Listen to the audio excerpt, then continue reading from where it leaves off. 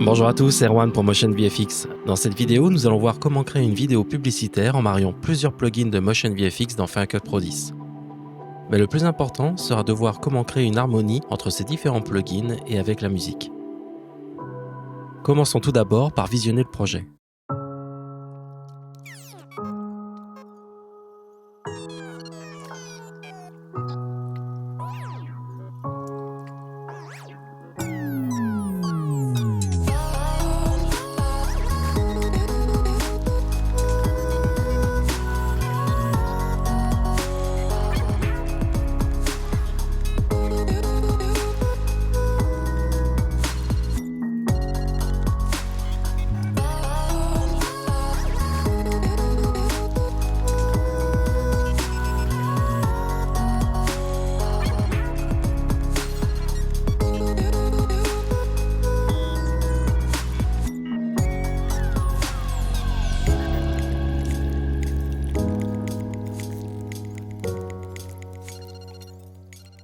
Comme vous avez pu le voir, au sein de ce projet, nous avons des plans, des acteurs, des lieux et des environnements différents. Afin d'homogénéiser l'ensemble, je vais utiliser mFilm Look. mFilm Look est une solution complète pour ajouter un look cinématographique à vos plans. Pour utiliser mFilm Look, il suffit d'ouvrir la bibliothèque des effets et à l'intérieur du dossier mFilm Look, vous avez accès à de nombreux pré-réglages et effets.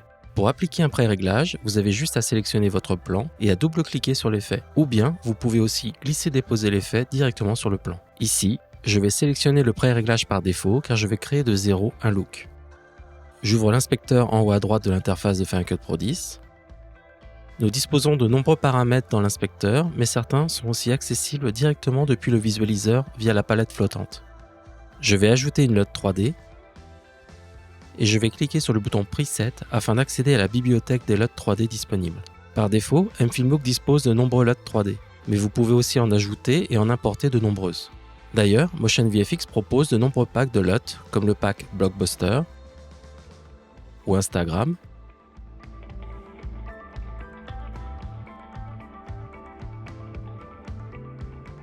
Pour mon projet, je vais utiliser une LUT du pack mLUT Film 2. Je vais sélectionner la LUT ayant pour nom Amalfi. Cette dernière va apporter une légère teinte bleutée sur les différents plans et va ainsi les unifier. En fonction des plans, vous pouvez ajuster l'intensité de la LUT 3D directement depuis le visualiseur. La méthode la plus rapide pour copier une LUT 3D sur les autres plans est de copier le plan en pressant Commande plus C, puis de sélectionner les autres plans et appuyer sur Shift plus Commande plus V pour appliquer les attributs spécifiques. Ici, la LUT 3D.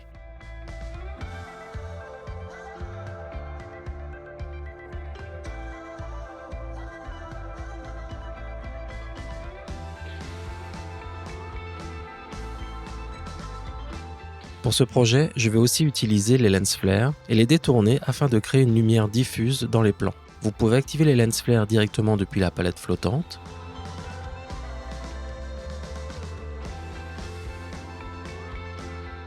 Puis sélectionner le bon pré-réglage.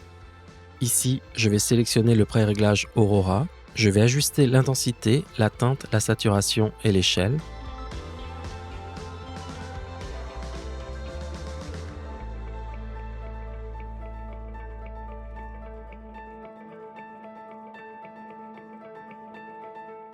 Pour avoir un effet complètement diffus, je vais réduire le niveau de détail dans les paramètres des streaks.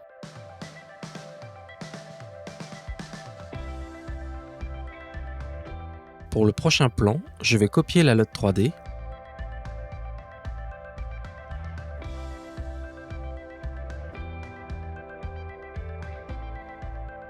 Pour ce plan, je vais jouer avec la lumière directe du soleil et ajouter un lens flare visible. J'utilise le même pré-réglage Aurora, mais je vais modifier quelques paramètres et ajuster la position avec les contrôles affichés dans le visualiseur.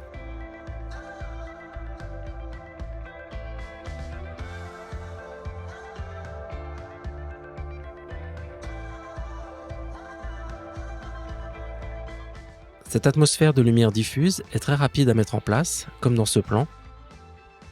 Voici le plan sans la LUT 3D ni le lens flare, et maintenant avec. Maintenant, passons au titre. J'ai utilisé 2 plugins de Motion VFX pour les titres, désirant un habillage moderne et animé.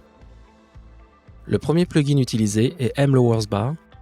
Vous pouvez le trouver dans la bibliothèque de titres et il vous donne accès à 50 bandeaux de titrage animés. Pour prévisualiser les animations, il suffit de survoler la vignette avec le curseur.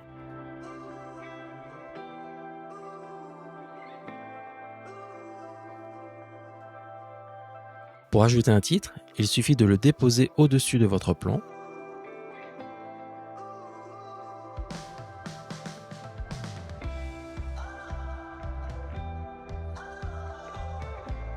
Directement depuis le visualiseur, vous pouvez modifier la position, l'échelle, la rotation.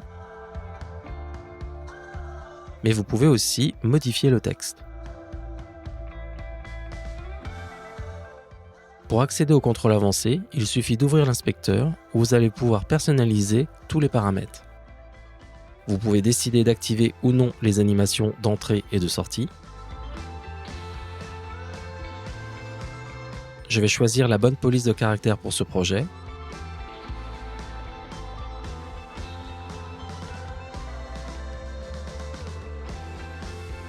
Et comme je n'ai pas besoin de sous-titres, je vais le désactiver.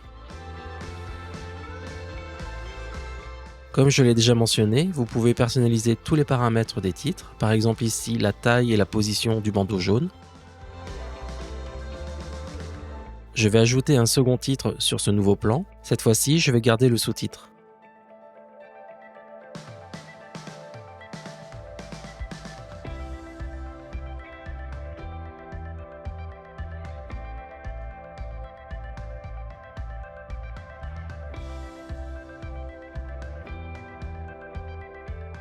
Pour le titre principal, j'ai utilisé le plugin M-Title Abstract.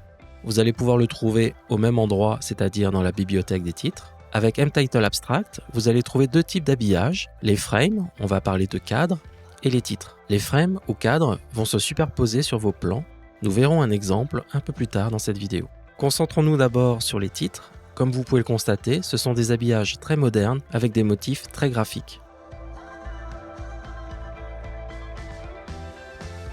Pour le titre d'ouverture, j'ai sélectionné le titre numéro 2 qui va correspondre parfaitement au texte mais aussi avec la musique. Je vais tout d'abord ajuster basiquement la durée, puis je vais modifier le texte. Afin d'avoir une uniformité entre les différents titres, je vais vouloir afficher exactement la même couleur de jaune que précédemment. Voici une astuce très simple qui peut vous faire gagner beaucoup de temps. Je vais resélectionner un titre Lowers Bar. Dans l'inspecteur, je clique sur la couleur jaune. Cela affiche la palette de couleurs de macOS 10. Grâce à cette palette, je peux mémoriser les couleurs. Pour cela, il suffit de glisser la couleur dans un bloc blanc comme celui-ci. Vous pouvez demander à avoir plus de blocs si nécessaire. Comme cette palette de couleurs est multi-application, car au niveau système, vous pouvez retourner au titre d'ouverture. En sélectionnant la couleur blanche, on a accès à la bonne valeur de jaune.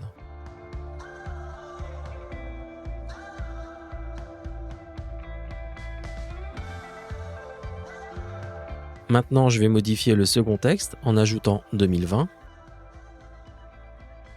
Pour changer la couleur jaune, vous pouvez utiliser donc la palette de couleurs, mais vous pouvez aussi être plus rapide en glissant et déposant le jaune directement par-dessus le blanc. Cela va commuter automatiquement la couleur.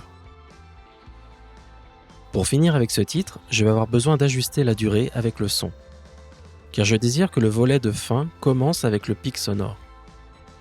En ajustant la position de fin du titre, l'animation globale va automatiquement s'ajuster. Dans ce cas, l'animation sera plus rapide, donc c'est très utile. Regardons le résultat.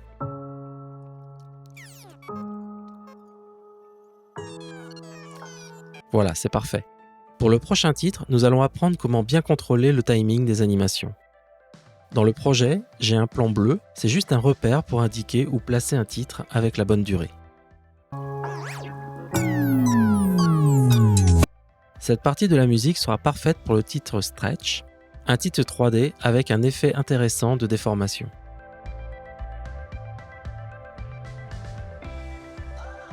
Je vais donc modifier le texte, l'échelle et la couleur.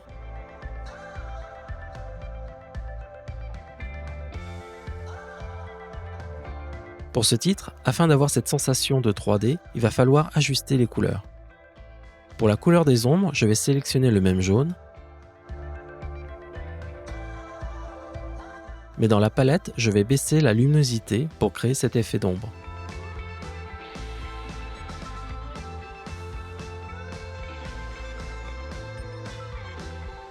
La troisième couleur est dédiée au clone de texte, je vais le rendre donc plus sombre, comme cela.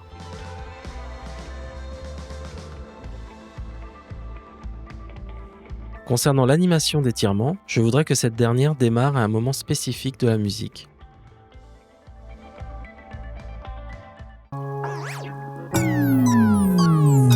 Comme nous l'avons vu avec l'exemple précédent, je vais ajuster la durée du titre pour accélérer le départ de l'animation.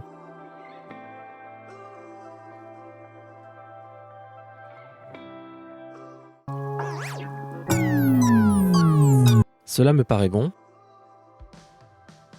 Mais il y a un second problème, l'animation du titre comporte 3 étirements et je n'en veux qu'un.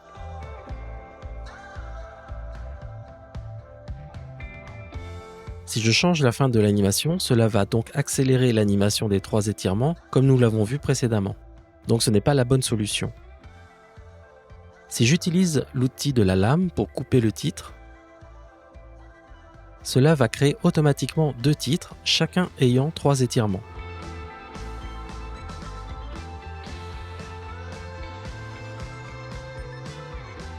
La solution pour ce genre de problématique est le plan composé.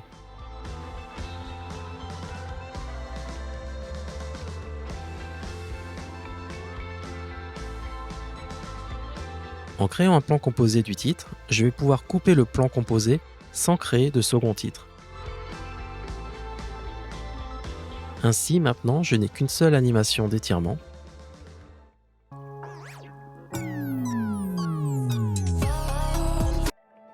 Et le gros avantage de cette technique, c'est que l'on garde le contrôle sur la vitesse d'animation, car si on ouvre le plan composé, on a accès au titre en entier. On pourra donc modifier la vitesse globale de l'animation.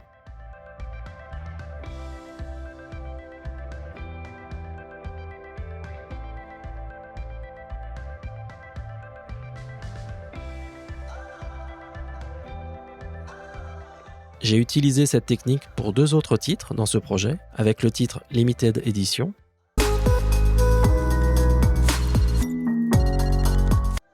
et le titre de fin.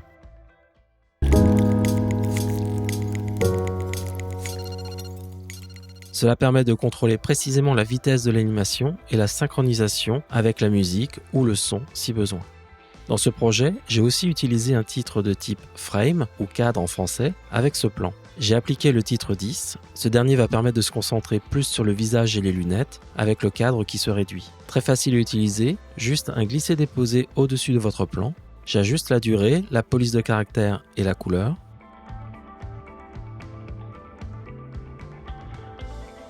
Le cadre est un petit peu trop serré, trop proche des lunettes. Je vais donc pouvoir modifier le paramètre d'échelle du cadre dans l'inspecteur, comme cela.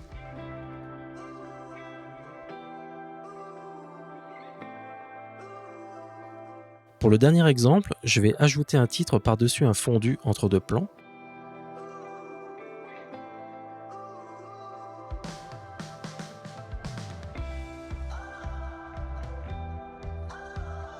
Avec ce titre, je vais pouvoir afficher le nom des différentes villes ou points de vente de ces lunettes. Je vais donc entrer le nom des villes comme New York, Londres, Paris, Milan et Żywiec.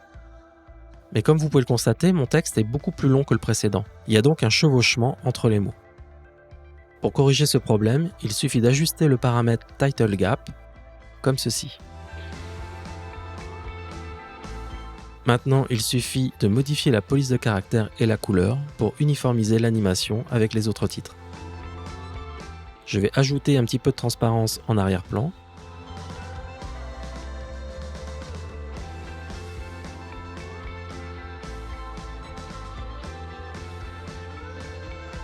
Et je vais ajuster le rendu de la lumière 3D du titre. Si vous voulez en savoir plus sur mFilmLook, mLowersBar et mTitle Abstract, une seule adresse, motionvfx.com. Pour plus de tutoriels, n'oubliez pas de vous abonner à la chaîne YouTube de MotionVFX. Merci pour votre attention, à très bientôt, ciao ciao, bye bye.